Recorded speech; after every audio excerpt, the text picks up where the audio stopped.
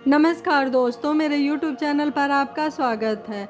आज की कहानी है माँ अधिकार पाने के लिए पहले फ़र्ज निभाने पड़ते हैं। जब बेटे ने माँ को दिखाया आईना। धारा का 6वां महीना चल रहा था। उसे उठने बैठने में काफ़ी तकलीफ़ हो रही है क्योंकि डॉक्टर ने उसे बताया है कि जुड़वा बच्चे होने वाले हैं। कहाँ एक बच्चे में लोग परेशान हो जाते हैं, यहाँ तो जुड़वा बच्चे हैं। डॉक्टर ने उसे बेड रेस्ट करने के लिए बोला है, काम काज करने के लिए मना किया है। वह अपना सारा काम धीरे धीरे कर लेती है और घर के काम भी बैठे बैठे सब्जी काट देती है, दाल चावल चुन लेती है, जेठानी के बच्चों को पढ़ा देती है, सासू माँ के साड़ियों में फॉल लगा देती है। इतना काम करने के बाद भी कहा जाता है कि बहू तो बेड रेस्ट पर है। एक दिन चाची सास और बुआ सास घर पर आई और उन्होंने सासू माँ को काम करते हुए देखा और न जाने उनके कानों में क्या मंत्र पढ़ दिया कि उनके जाते ही सासू माँ चिल्ला चिल्ला कर कहने लगी, अब इन बूढ़ी हड्डियों में जान नहीं है, कितना काम करूँ मैं। अब मेरी उम्र सेवा करवाने की है, इस घर की नौकरानी बन गई हूँ मैं। बुढ़ापे में काम करूँ मैं और बहू जी आराम करे। कलयुग आ गया है, कलयुग। बुढ़िया सबका खाना बनाए और बहू बिस्तर तोड़े, कहकर वह रोने लगी। तभी धारा का पति अमित, जो उसी समय शहर से आया था, वहां आया और उसने पूछा, क्या हुआ माँ, क्यों रो रही हो? क्या नहीं हुआ यह पूछ, सारा दिन घर का काम करती हूँ, तुम लोगों ने मुझे नौकरानी बना कर रखा है। माँ, धारा की हालत अच्छी नहीं है, फिर भी वह अभी तक तो काम कर ही रही थी।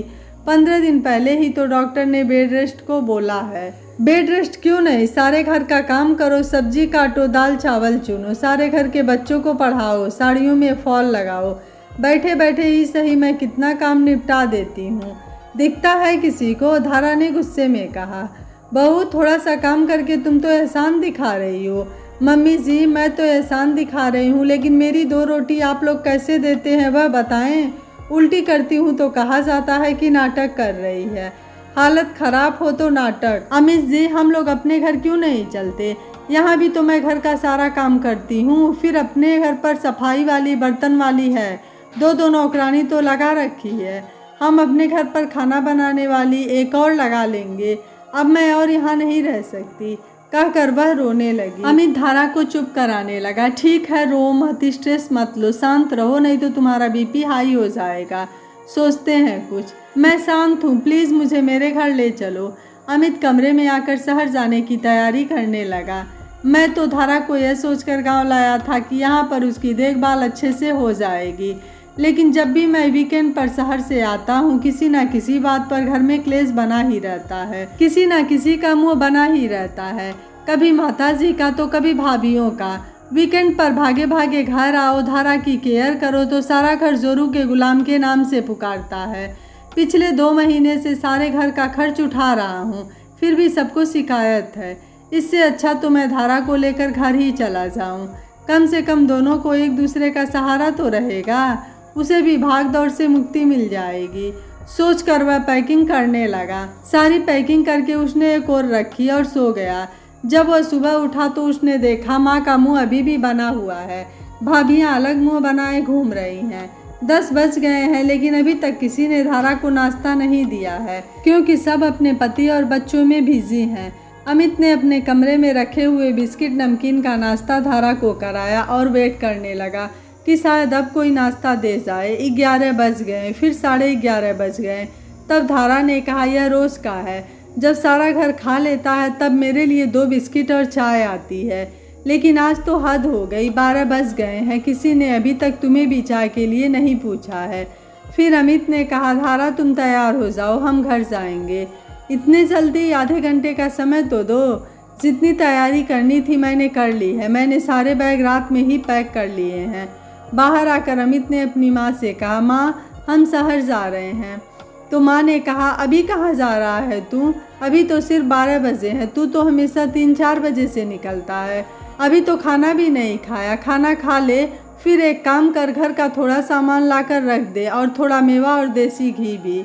अमित ने कहा, माँ मेरा पेट भरा हुआ है, धारा को डॉक्टर को दिखाना है, उसका रूटीन चेकअप है। तो माँ बोली, या रोज़ रोज़ डॉक्टर को दिखाने की क्या ज़रूरत है, हमने तो नहीं दिखाया, हमने भी तो बच्चे पैदा किए हैं। ठीक है माँ, देर हो रही है। यह काम वाली को देने के लिए 5,000 रुपये हैं। 5 महीने का काम चल जाएगा, फिर देख लेना रखना है या निकालना है। अमित ने उखड़े हुए लहजे में कहा। ठीक है, बहू वापस कब आएगी? देखते हैं माँ, डॉक्टर क्या बोलता है। बच्चा तो गांव में ही होगा ना? पता नहीं माँ, अभी तो निकलने दो। धारा, माँ से आशीर्वाद ले लो। प्रणाम माँ जी। काम वाली को धारा का सामान ले जाते देखकर सासू माँ बोली, अरे तुम क्यों अपना सारा सामान ले जा रही हो? माँ, मैंने उसे बोला है ले चलने के लिए। ठीक है, फिर जचकी के समय इसकी माँ को ही बुला लेना। ना मैं आऊँगी और ना ही मेरी बहुएं, जैसा तुम ठीक समझो माँ। वे शहर में आ गए और धारा ने अपनी माँ को बुला लिया। 3 महीने तक उसकी सास और जेठानियों ने उसकी हाल चाल लेना भी ज़रूरी नहीं समझा। धारा की माँ 3 महीने से उसकी देखभाल कर रही है। आज धारा की डिलीवरी है। अमित ने यह बात फ़ोन करके अपनी माँ को बताई। हम धारा को अस्पताल लेकर जा रहे हैं, आज उसकी डिलीवरी होने वाली है। धारा ने 2 स्वस्थ सुंदर बच्चों को जन्म दिया। उसके 2 घंटे के बाद ही सास और जेठानियाँ भी आ गईं। सास ने आते ही कहा, आओ लल्ला, बेटा हुआ है, हमारा नेक दे दो, सोने की चूड़ियाँ, और भाभियों को सोने की चैन दो। अम्मा, आप सिर्फ नेक लेने आई हो? अमित ने पूछा। हाँ बेटा, इतनी बड़ी खुशी का मौका जो है। मुझे लगा आप शायद धारा की देखभाल करने के लिए आई हैं, या फिर नाती का मोह आपको यहाँ खींच कर लाया है। अरे धारा की देखभाल तो उसकी मम्मी अच्छे से कर रही है ना, फिर मैं क्यों परेशान हूँ? और फिर पहला नाती थोड़े ही है, 4 नाती पहले से ही घर में खेल रहे हैं। तो आपको सिर्फ अपने नेक से मतलब है। हाँ बेटा, वह तो दादी का हक होता है। वाह मम्मी जी वाह, आपने तो बोला था अपनी माँ को बुला लेना। मैंने माँ को बुला भी लिया। 3 महीने तक तो आप लोगों ने मेरा हाल चाल लेना भी ज़रूरी नहीं समझा, और अब नेक मांग रही हैं। आप तो मुझे ढंग से खाना तक नहीं खिला सकी, तो किस चीज़ का नेक मांग रही हैं आप? देखा बेटा, धारा मुझसे किस तरह से बातें कर रही है। कोई अपनी सास से इस तरह से बात करता है क्या? माफ़ करिए माँ, मैं आपकी सोच और आपके व्यवहार के लिए शर्मिंदा हूँ। आप लोग यहाँ से चले जाएं तो ही बेहतर होगा। ज़रूरी नहीं है कि हमेशा बहू ही गलत हो, कभी कभी उसके प्रति किया गया व्यवहार भी गलत हो सकता है।